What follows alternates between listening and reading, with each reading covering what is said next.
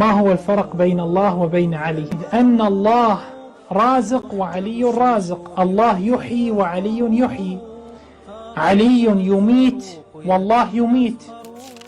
എന്നിട്ട് ഈ പറയപ്പെട്ട ഈ ഷിയാക്കളെയാണ് എന്ത് ഇവരെ വെള്ളപൂശി വലിയ പ്രശ്നക്കാരൊന്നുമല്ല, നമ്മൾ പറയണ പോലെ ഒന്നുമല്ല എന്നൊക്കെ പറഞ്ഞ് എന്തിനാണ് ഈ അവതരിപ്പിക്കുന്നത്? എന്തിനാണ് അവർ ന്യായീകരിക്കുന്നത്? അവരെ ന്യായീകരിക്കുന്ന ആളുകളെ തിരിച്ചറിയേണ്ട ഈ സാധാരണ മനുഷ്യർ, ഇവിടെയുള്ള മുസ്ലിമീങ്ങൾ, ഇവിടുത്തെ സാധാരണ മനുഷ്യർ ഈ ഷിയാക്കൾക്ക് വെള്ളപൂശുന്ന അവരെ തിരിച്ചറിയുകയും അവരിൽ നിന്ന് വിട്ടു നിൽക്കുകയും ഈ പറയുന്നത് ശരിയല്ല, ഞങ്ങളുടെ പണ്ഡിതന്മാരാണെങ്കിൽ ഈ പറയുന്നത് ശരിയല്ല എന്ന് പറയാൻ ജമാഅത്തെ ഇസ്ലാമി പോലെയുള്ള അല്ലെങ്കിൽ ഇത്തരം സംഘടനകളുടെ സാധാരണ പ്രവർത്തനെങ്കിലും. കുറച്ച് മാസങ്ങളായി പശ്ചിമേഷ്യൻ രാജ്യങ്ങളിൽ യുദ്ധം നടന്നുകൊണ്ടിരിക്കുകയാണ്. അവിടെയുള്ള ആളുകൾ പ്രയാസത്തിലാണ്. അള്ളാഹു എത്രയും പെട്ടെന്ന് സമാധാനം കൊണ്ടുവരട്ടെ എന്ന് പ്രാർത്ഥിക്കുകയാണ്. ഈ യുദ്ധം നടന്നുകൊണ്ടിരിക്കുമ്പോൾ നമ്മുടെ നാട്ടിലെ മതരാഷ്ട്രവാദികൾ ഈ ഷിയാക്കളെ നന്നാക്കാൻ വേണ്ടി വല്ലാതെ വെള്ളപൂശാൻ വേണ്ടി വല്ലാതെ ശ്രമിക്കുന്നുണ്ട്. അതിൽ അവർ പറയുന്ന കാര്യമാണ്, ഇബ്നു തൈമിയ റഹിമഹുല്ല ഷിയാക്കളെ കുറിച്ചൊരു നല്ല നിലപാട് സ്വീകരിച്ചിട്ടുണ്ട്. അപ്പോൾ അത്തരം കുറേ കാര്യങ്ങൾ ഇങ്ങനെ കൊണ്ടുവരുന്നുണ്ട്. ശരിക്കും ഇതിൻ്റെ വസ്തുത എന്താണ്? അതായത് ഇബ്നു തൈമിയ റഹിമഹുല്ല മറ്റുള്ള മുസ്ലിങ്ങളിൽപ്പെട്ട ഒരു അവാന്തര വിഭാഗം എന്നുള്ള നിലക്കാണ് എന്ന് മനസ്സിലാക്കിയിട്ടുള്ള അവരെയൊക്കെ ഒരു നോർമലൈസ് ചെയ്ത് പഠിപ്പിക്കുന്ന ഒരവസ്ഥ, അതായിരിക്കും നിങ്ങൾ ഉദ്ദേശം. അതെ. ഇവിടെ നമ്മൾ മനസ്സിലാക്കിയ പോലെ തന്നെ ഒരുപാട് പ്രൂഫ് പോയിന്റുകൾ നമ്മൾ ഷിയാക്കളും അതേപോലെ തന്നെ അവരുടെ വിശ്വാസവും ഷിയാക്കളും ജമാഅത്തെ ഇസ്ലാമിയും തമ്മിലുള്ള അഭേദ്യമായ അവർ തമ്മിലുള്ള പൊക്കിൾപൊടി ബന്ധം എന്താണ്, അവരുടെ രണ്ടുപേരുടെയും ആദർശം എവിടെയാണ് യോജിക്കുന്നത് എന്നൊക്കെ ഒരുപാട് നമ്മൾ ചർച്ച ചെയ്തിട്ടുണ്ട്. നമ്മൾ മനസ്സിലാക്കിയതുപോലെ തന്നെ അബ്ദുല്ലാ ഇബ്നു സബൈ എന്ന ജൂതനാണ് ഈ ഷിയാക്കളുടെ നേതാവ്. അവനാണ് ഇവിടെ ഷിയ പ്രസ്ഥാനം, ഷിയത്തു അലി എന്ന് പറയുന്ന പ്രസ്ഥാനം ഉണ്ടാക്കുക. എന്തിനു വേണ്ടിയിട്ടാണ്? ഇസ്ലാമിനെ സംരക്ഷിക്കാനോ അലി റളിയല്ലാഹു നബി കുടുംബത്തെ സംരക്ഷിക്കാനോ ഒന്നുമല്ല എന്നെല്ലാവർക്കും അറിയാം. ഇസ്ലാമിനെ തകർക്കാൻ വേണ്ടിയായിരുന്നു. ഇസ്ലാമിൻ്റെ വളർച്ചയും അത് നാടുകൾ കീഴ്പ്പെടുത്തുകയും ചെയ്തു. ഇനിയൊരിക്കലും കിസ്ര കൈസറ എല്ലാം തകർന്നു, എല്ലാം ഒരുപാട് രാജ്യങ്ങൾ ഇസ്ലാമിൻ്റെ കാൽക്കീഴിൽ വന്നു. ഒരുപാട് ആളുകൾ ഇസ്ലാമിനെ മനസ്സിലാക്കി പുലുകി മുസ്ലിമീങ്ങളായിക്കൊണ്ടിരിക്കുന്നു.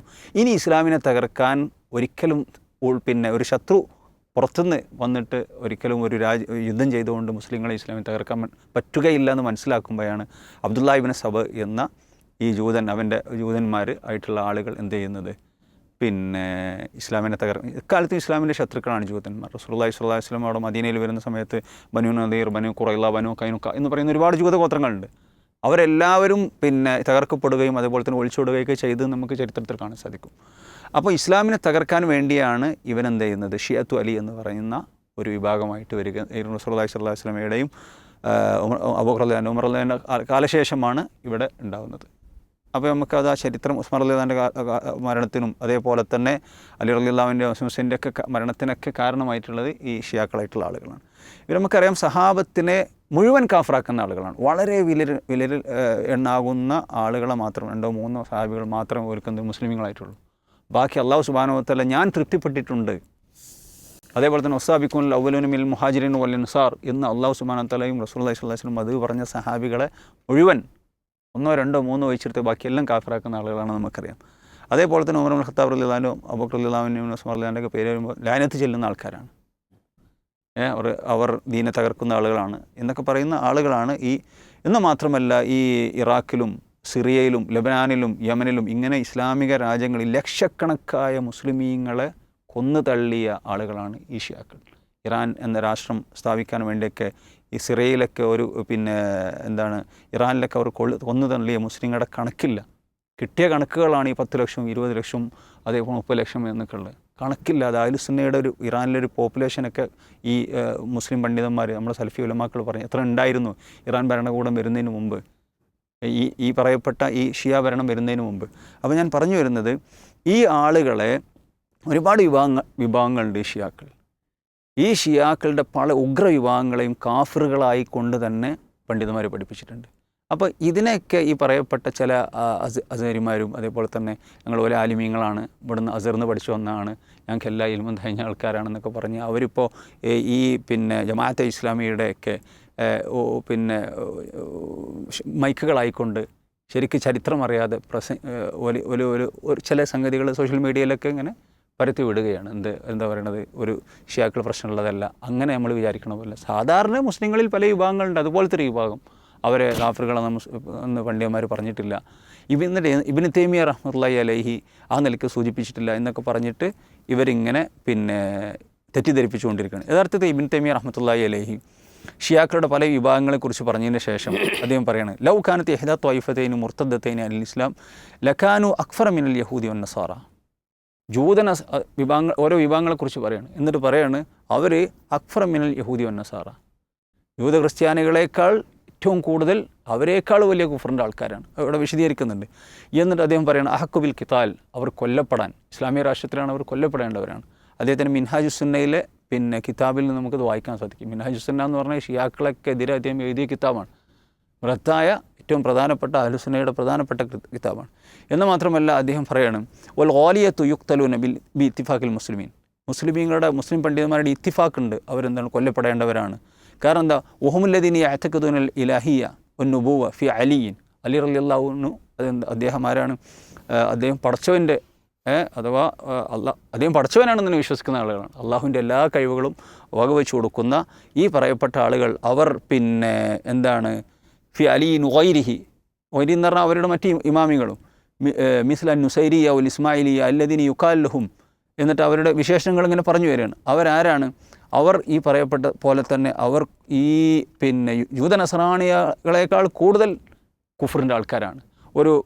ഒരു ഷിയ പണ്ഡിതൻ പിന്നെ എന്താണ് അലി റളിയല്ലാഹു അൻഹു കുറിച്ചും ഒക്കെ പറയുന്ന ഒരു ചെറിയ ക്ലിപ്പ് നമുക്ക് ഇപ്പോൾ ഒന്ന് കാണാം.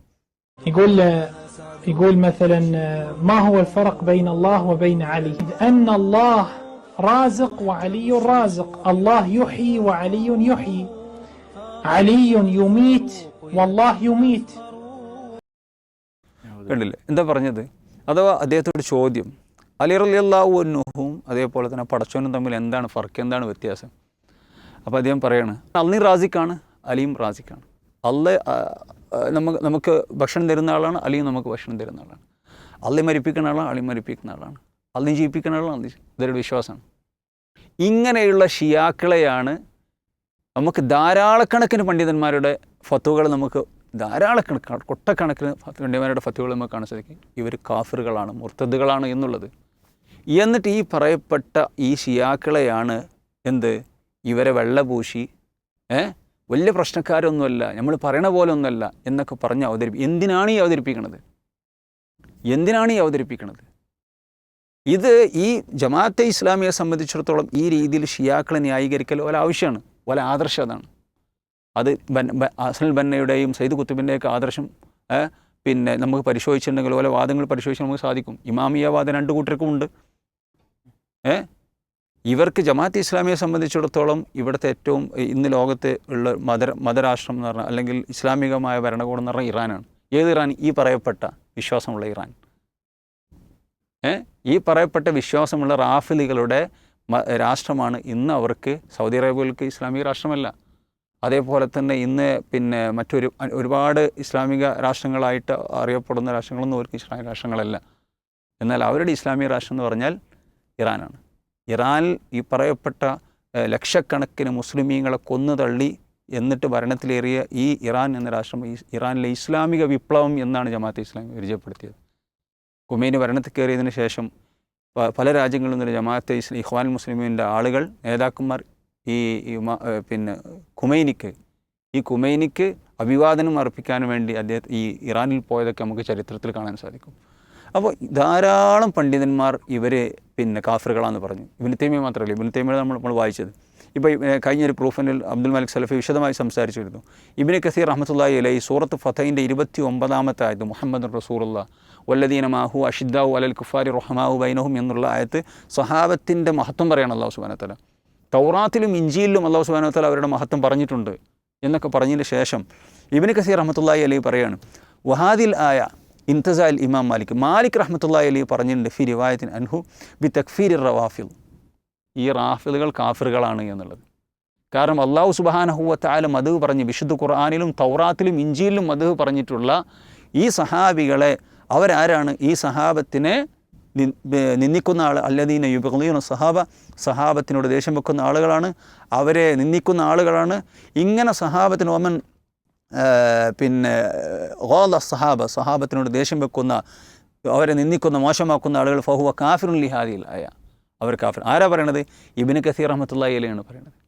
ഇബ്നു കസീർ റഹ്മത്തുള്ളാഹി ആരെക്കുറിച്ചാണ് പറയുന്നത്? ഇമാം മാലിക് റഹ്മത്തുള്ളാഹി അലൈഹിയെ കുറിച്ചാണ് പറയുന്നത്.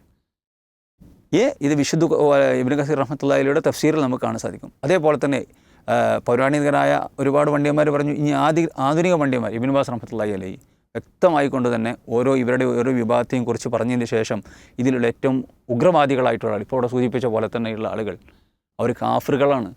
ഖൊമൈനിയെക്കുറിച്ച് ഇവിടെ ഈ പറയപ്പെട്ട ഇറാൻ എന്ന രാഷ്ട്രം പടുത്തുയർത്താൻ വേണ്ടി ഈ മുസ്ലിങ്ങളെ മുഴുവൻ തകർത്ത് തരിപ്പണമാക്കി പടുത്തുയർത്തിയവരുടെ നേതാവായ ഖൊമൈനി കാഫിറാണെന്നുള്ളതിന് ധാരാളക്കണക്കിന് പണ്ഡിതന്മാർ ഫത്വ കൊടുത്തിട്ടുണ്ട്. അറബ് ലോകത്ത് ഇന്ത്യയിലുള്ള അഹ്ലദീസിൻ്റെ പണ്ഡിതന്മാർ, അതേപോലെ തന്നെ ദുയൂബന്ദി പണ്ഡിതന്മാരടക്കം ഖൊമൈനി കാഫിറാണെന്ന് പറഞ്ഞിട്ടുണ്ട്. ഈ ഖൊമൈനിയുടെ ശിഷ്യനാണ് കാംനയി, മരണപ്പെട്ട കാംനയി.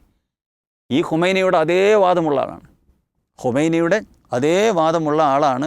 എന്നിട്ട് ഇബ്നു ബാസ് റഹ്മത്തുള്ളാഹിയുടെ ഈ വിഷയത്തിൽ ഫത്വ ചോദിച്ചപ്പോൾ അദ്ദേഹം അത് വിശദമായി കൊണ്ട് തന്നെ പറഞ്ഞു അവരുടെ കുഫറിനെക്കുറിച്ചും അവരുടെ വാദത്തെക്കുറിച്ചും. എന്നിട്ട് അദ്ദേഹം ഫത്വ അവസാനിപ്പിക്കുന്നത് യഖുൽ ഖൊമൈനിയു ഫി റിസാലത്തിഹി, അദ്ദേഹത്തിൻ്റെ പുസ്തകത്തിൽ, അദ്ദേഹത്തിൻ്റെ റിസാലയിൽ അൽ ഹുക്കുമത്തുൽ ഇസ്ലാമിയ എന്ന് പറയുന്ന അദ്ദേഹത്തിൻ്റെ പുസ്തകത്തിൽ പറയുന്നത്, ഇന്ന അയിമ്മത്തന ബലഗു മൻസിലത്തൻ മാ ബലാഹ മലക്കുൻ മുഖറബ് വല നബിയും മുർസൽ.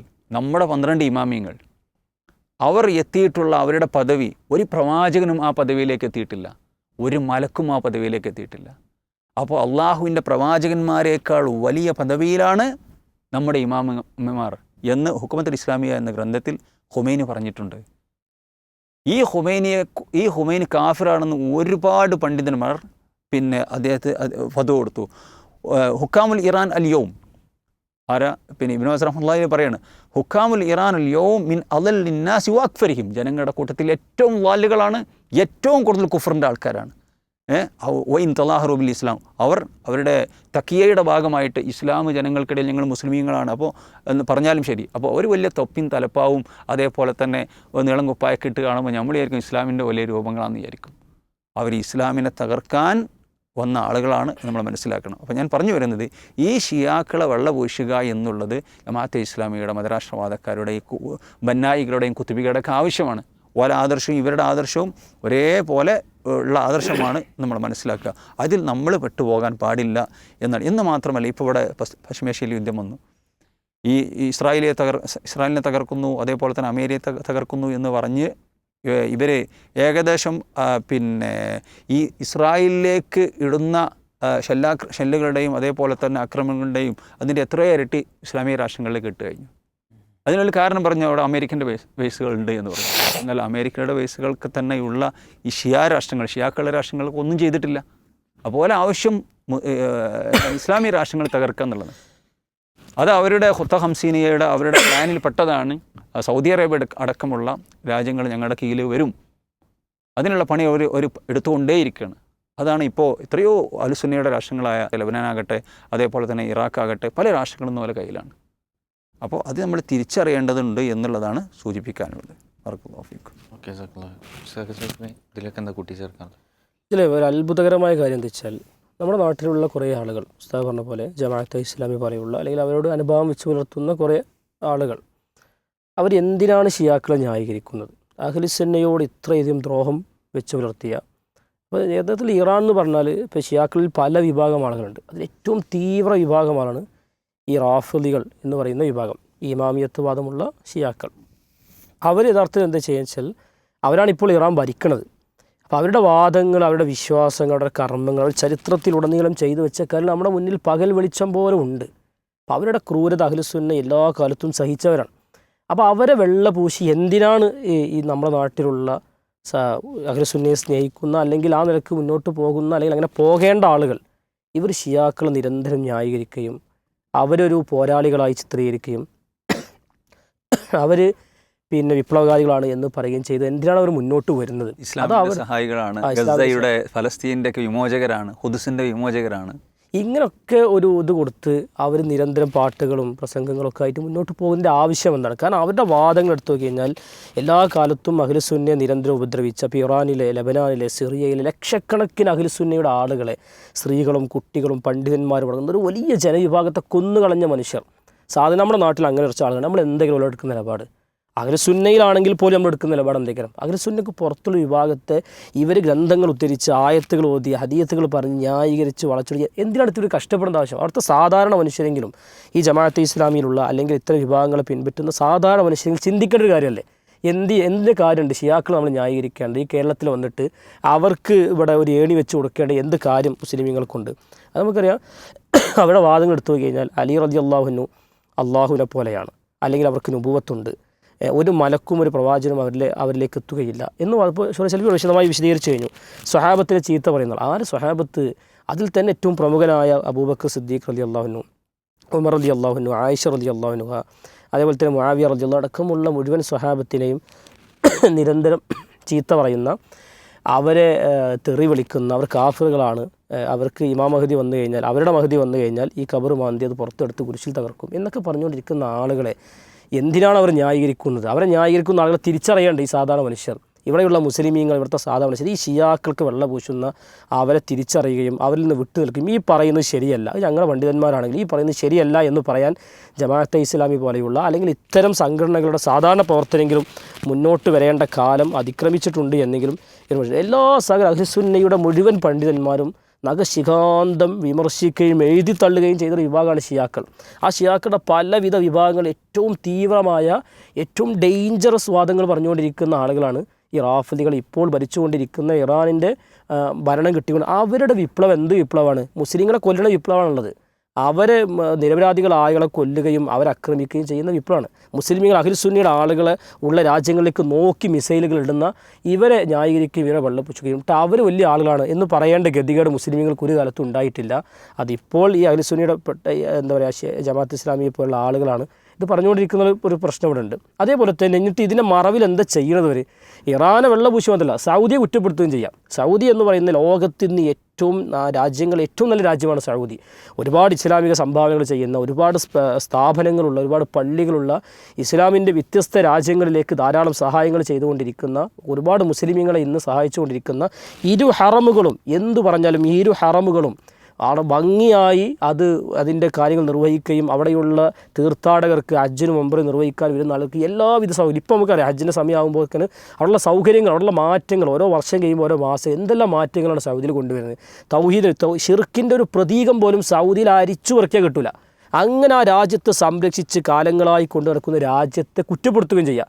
എന്നിട്ട് ഇറാനെ ന്യായീകരിക്കുകയും ചെയ്യുമ്പോൾ ഇവർ ചെയ്യുന്ന പണി എത്ര അപകടകരമാണ്, ഇവർ ചെയ്യുന്ന തോന്നിവാസം എത്ര വലുതാണ്, ഈ സമൂഹത്തോട് ഇവർക്ക് ബാധ്യതയില്ലേ? സമൂഹം തിരിച്ച് ചോദിക്കേണ്ട ഒരു കാര്യമല്ലേ ഇത് മനസ്സിലാക്കാതെ നിരന്തരം അത് പ്രസംഗിക്കുക, അത് പറഞ്ഞുകൊണ്ടിരിക്കുക എന്ന് പറഞ്ഞാൽ ഏറ്റവും വലിയ അപകടം ചെയ്ത കാര്യമാണ്. അത് ഇവർ തിരിച്ചറിയുകയും അതിൽ നിന്ന് എത്രയും വേഗം അവർ യഥാർത്ഥ അഹ്ലുസുന്നയുടെ ഇമാമുകളെടുത്ത നിലപാടിലേക്ക് തിരിച്ചു വരികയും ചെയ്യുക എന്നുള്ളതാണ് ഇവർ ചെയ്ത്. രാഷ്ട്രീയ പ്രശ്നം മാത്രമല്ല, മതപരമായി തന്നെ അവർ ഏറ്റവും വലിയ ദ്രോഹം ചെയ്തുകൊണ്ടിരിക്കുന്നു എന്നുള്ളതാണ് ഇപ്പോൾ കാണുന്നൊരു പ്രശ്നം. അതേപോലെ തന്നെ അതിൽ ഒന്നുകൂടി സൂചിപ്പിക്കാനുള്ളത്, നമുക്കറിയാം ഇപ്പോൾ ഈ നമ്മുടെ നാട്ടിലെ ഈ ജമാഅത്തെ ഇസ്ലാമിയുടെ നിലപാടാണ് പറഞ്ഞത്. യഥാർത്ഥത്തിൽ ഈ GCCയിലൊക്കെയുള്ള ഇഖ്വാൻ മുസ്ലിമീൻ്റെ ആളുകൾ, അവിടുത്തെ ആളുകൾ അവരൊക്കെ ഇത് തിരിച്ചറിഞ്ഞു. അവരെല്ലാവരും ഇവർക്കെതിരെ പറഞ്ഞുകൊണ്ടിരിക്കുകയാണ്, ഈ ഇറാനെതിരെ പറഞ്ഞുകൊണ്ടിരിക്കുകയാണ്. അതേപോലെ തന്നെ ഇപ്പോൾ പിന്നെ ഇവരുടെ ജമാഅത്തെ ഇസ്ലാമിയുടെ ഇഖ്വാൻ മുസ്ലിമിൻ്റെ വലിയ പണ്ഡിതനാണ് കർദാവി. ഈ കർദാവി ഇതേപോലെ തന്നെ ഷിയാക്കളെയും അഹ്ലുസുന്നയെയും ഒന്നിപ്പിക്കാൻ ഒരേ പണിയെടുത്തു. അവസാനം അദ്ദേഹം തിരിച്ചറിഞ്ഞു എന്ത്, ഒരിക്കലും അവർ ചതിയന്മാരാണ്, അവരൊരിക്കലും പിന്നെ അഹ്ലുസുന്നയുടെ കൂട്ടത്തിൽ കെട്ടാൻ പറ്റൂല, ഒരിക്കലും ഞാൻ ഇത്ര കാലം ചെയ്തതെല്ലാം പാഴ്വേലയായിപ്പോയി. അഹ്ലുസുന്നയുടെ പണ്ഡിതന്മാരായ സൗദിയിലൊക്കെയുള്ള ഉലമാക്കർ അവർ പറഞ്ഞതായിരുന്നു ശരി, അദ്ദേഹത്തിന് ബോധ്യപ്പെട്ടു. ഞാൻ പറഞ്ഞു വരുന്നത് ഇവിടെ ഒരു പശ്ചിമേഷ്യയിലൊരു ഇറാനും അതേപോലെ തന്നെ ഇസ്രായേലും ഇത് നടക്കുമ്പോൾ നമ്മൾ ഏതെങ്കിലും ഒരു കക്ഷിയുടെ ഭാഗത്ത് നിൽക്കണം എന്നുള്ളതാണ്. നമ്മളൊരു കക്ഷിയുടെ ഭാഗത്ത് നിന്ന്, രണ്ടും ഇസ്ലാമിൻ്റെ ശത്രുക്കളാണ്. ഇസ്ലാമിൻ്റെ 1-ാം തീയതി മുതലുള്ള ശത്രുക്കളാണ് ജൂതന്മാർ. ഏറ്റവും വലിയ അപകടകാരികളാണ് അവർ ചെയ്തു കൂട്ടിയതെല്ലാം നമുക്കെല്ലാവർക്കും അറിയാം. അവരെ സഹായിക്കുന്ന ആളുകളാണ് അമേരിക്ക, നമുക്കറിയാം.